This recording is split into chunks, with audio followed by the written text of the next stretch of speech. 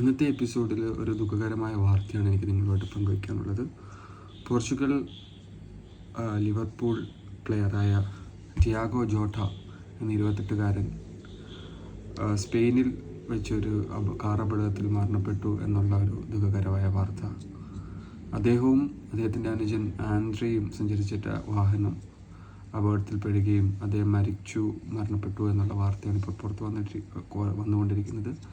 Diego ജോട്ടയെ കുറിച്ച് സംസാരിക്കുമ്പോൾ അദ്ദേഹം പോർച്ചുഗലിന് വേണ്ടിയും അതുപോലെ തന്നെ ലിവർപൂളിന് വേണ്ടിയും വളരെ മനോഹരമായ ഫുട്ബോൾ കളിക്കുന്ന ഒരു attacking midfielder, striker, second striker പ്ലെയറാണ്.